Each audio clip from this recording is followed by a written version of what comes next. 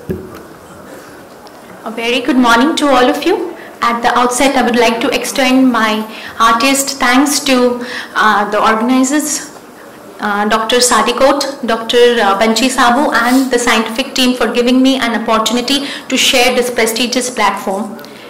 As we all know that diabetes is a lifetime disease, and nutrition as a therapy definitely plays a very important role in the self-care management in diabetes. And MNT is not only important for the prevention in at the primary level, but also at the secondary and the tertiary level.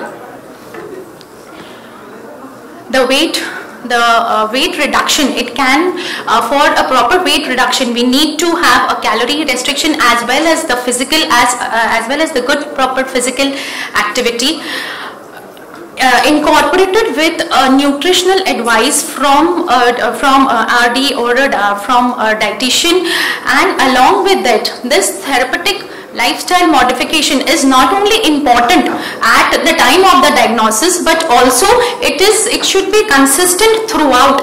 And the most important part of it is the patient adherence and the compliance, which is really important when we dietitians give the diet charts. I think the most important difficult part is to get the patient compliance for the diet. So MNT, the aim of MNT is to achieve normal euglycemia, have normal A1C values, to normalize the lipid concentrations, to have normal blood pressure, and of course to maintain an ideal body weight. At the same time as well, we need to give the pleasure of eating to our patients by limiting the food choices which is indicated as and when according to the scientific evidences. Now MNT, it is recommended to eat and every type 1 diabetes, type 2 diabetes, and I would say it should be highly individualized, not only for the pre-diabetes but also for the type 1 and type 2 if we need to have a proper compliance from the patient. Yes, MNT does play a very important role because in newly type 1 diabetes, it is said to reduce the A1C by 1%. In freshly detected type 2 diabetes, it reduces the A1C by 2%, and in also type 2 diabetes with more than 4 years, it reduces by 1%. At the same time, it also reduces the LDL cholesterol. There are a number of RCT trials which shows that the A1C with a proper MNT, the HbA1c reduces from 1 to 2%. There is also weight loss reduction with a well-planned MNT, and we can see in one of the trials which is written, there were 2 arms wherein we found that MNT could reduce around 20% of the patients' A1C was able to reduce only by MNT. So we as dietitians and as diabetes educators, we need to concentrate on the total calorie restriction, on the quantity and the quality of the carbohydrates, adequate protein, about the fats. Spacing of meals is highly important. At the same time, we need to split the meals so that the patient doesn't land up into hyper or hyperglycemia, hypo or hyper. And along with it, we have to advise lifestyle changes and continuous education and counseling all together for a good glycemic control. The macronutrients, as we all know, it has been divided into 50. What is ADA recommends is around 55 to 65% of total calories. Protein should be 10 to 15%, and fat should be around 20 to 35%. Now we actually determine the caloric value by determining the BMI. If the patient has an ideal body weight, we multiply 30 kilocalories per kg body weight, and likewise we do the caloric requirement. The carbohydrates should account to around 50 to 60%, and primarily the complex carbohydrates are actually advised to the diabetics, with low GI foods is always preferred. and fiber should be around 25 to 40 grams. Around 4 to 5 servings of vegetables or fruits should be given to the patients, and of course all the simple carbohydrates like sugar, jaggery, honey should be avoided. As we see that we all know that our Asian Indian diets are high in carbohydrates. Around 70 to 80% of the total caloric value comes from the carbohydrates, and the major culprits being the rice, potatoes, which are always being our favorite, the starchy vegetables. And this is a starch study which is by Shashank Joshi, which also tells us that around that even the non-diabetics, the consumption of carbohydrate is around 66%, and even in the diabetics, even if it is from the complex, the amount of carbohydrate consumed is 64%. This is also a good study where they have compared one food is being compared with the Caucasians and the Asians, where we found that the Asian has a more of hyperglycemia as compared to the Caucasians. The higher the dietary carbohydrate consumption, it leads to higher postprandial values with around 50 to 60% of carbohydrates. When it was compared to more than 60%, the glycemic value postprandial hyperglycemia increased. Glycemic index is again very important. When we always say that foods with lower glycemic index, it has to be advised to the patients. It is the ranking of the carbohydrates which is based on the immediate effect on the blood glucose. It measures the rate at which the food is given, the food given which raises the blood sugar level. We have different classes. The lower GI is less than 100, which is the ice cream, milk, tomatoes, all the green leafy vegetables, they come into this category.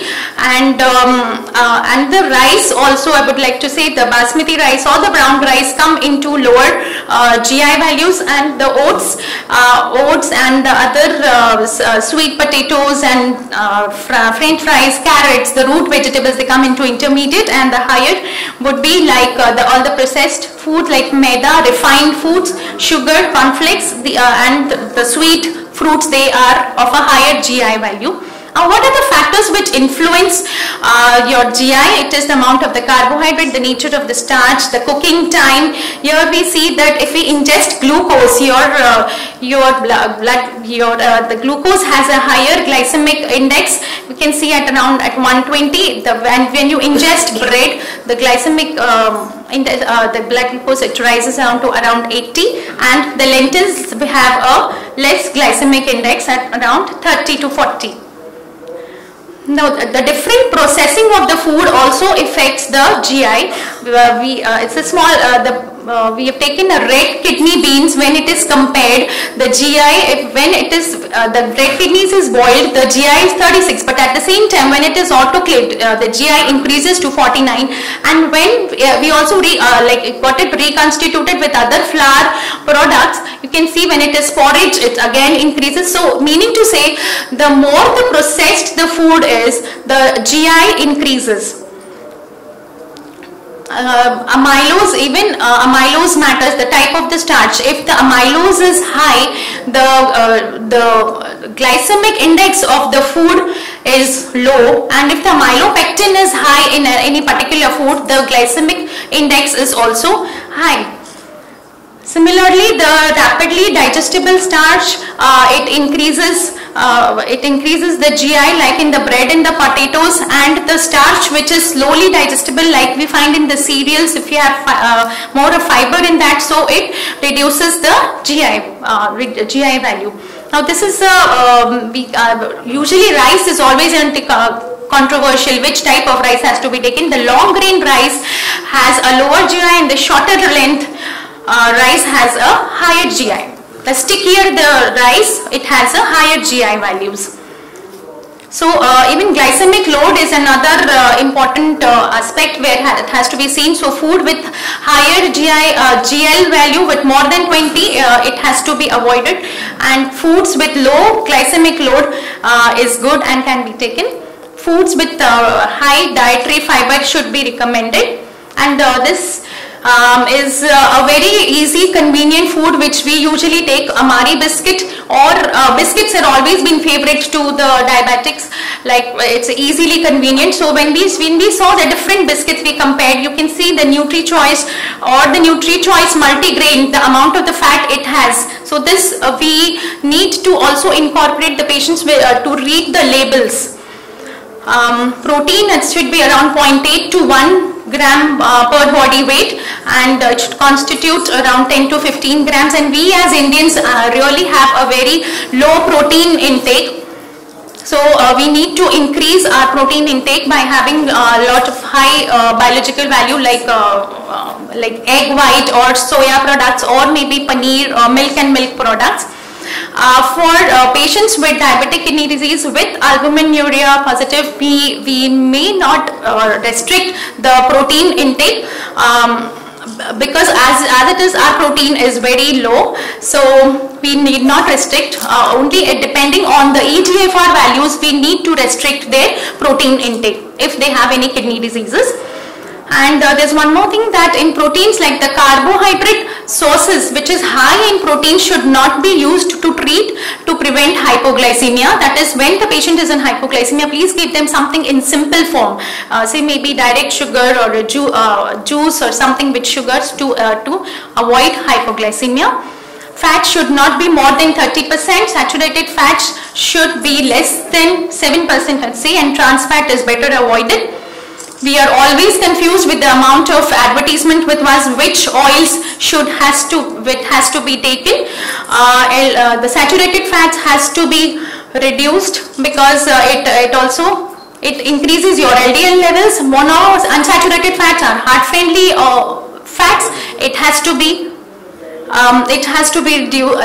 be taken more, but again, every time quantity and quality both matters.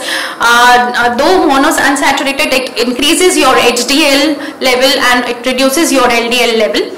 So even PUFA, we have sunflower, safflower, which unfortunately it reduces your LDL and HDL together. Trans fats should better avoided, which is mostly found in biscuits, cakes and pastries. It reduces your HDL and increases your LDL levels.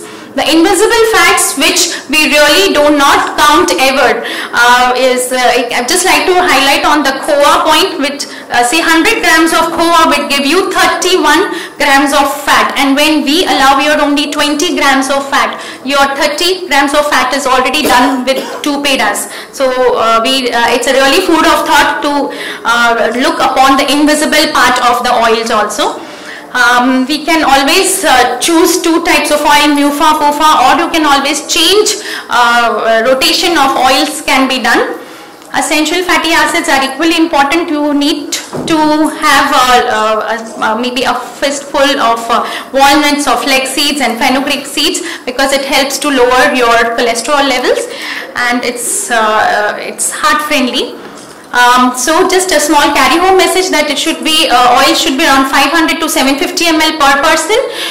Reheating of oil should be avoided, and saturated fat like ghee and butter, if the lipid levels are high, so it has to be better avoided. Yes, they are mouth melting, but have we ever thought about the calorie dense and how many times it has been fried and refried and served in front of you? Yes, we really don't give a thought to that, because deep frying oil is heated above 150 degrees for a long time of period, and this heating actually it causes changes in the properties of the oil by chemical reactions, oxidation, hydrolysis and polymerization, and at the same time it causes peroxides and aldehydes, which are carcinogenic. Nutrients like E and C are not much recommended. I would rather say that if the patient is having a well-balanced meal, that should actually suffice with all the nutrients. Functional foods, yes, fenugreek, oats and soya beans are being included in your, should be included in your diet, but around it, the quantity, it should be around 15 to 30 grams of fenugreek or oats at least should be avoided for a good medicinal property. Free foods, yes, if the patients feel really hungry, you can always give them free foods like juices and all. And of course, plate method is the very easiest method. Time is over, madam. Okay. Can I just take 2 minutes and finish it, sir? Or it's okay. Okay. I just would like to say that, of course, when we say about the plate method, which plate is better? The smaller, we always opt for a smaller plate rather than a bigger plate. And there are also hand options, which are a very easy method to tell your patients how you can actually fill your plate.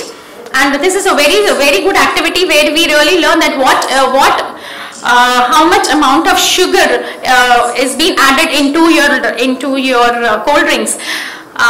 Say if we say 1 teaspoon of sugar has 4 calories, milk does not have any added sugars, chocolate has around 12 grams, and the soda or the coke or any cold drinks we has around 10 grams, 10 cubes of sugar. So see how sugar laden it is. So this is a newer concept which is coming, that added sugar is a new tobacco. Acceptable daily intake of the various sweeteners, it is aspartame is around 40 and sucralose is around 15 milligrams per kg body weight. If we calculate, we can see that aspartame, if it is consumed in a very high level, that's around 60 kgs. If I've done a small calculation, 60 kgs into 40 milligrams per body weight, if we see 120 tablets can be consumed, but yes, aspartame today it's in a shadow, but we are still into more evidences. Sucralose can be safely taken, and around say around more than 100 tablets if you take, then it becomes toxic. Alcohol should be okay. 60 ml per day, that's it. So I would just conclude that dietary management is not just a diet prescription, it should be highly personalized so that we follow a good MNT. And thank you very much. Thank you, sir.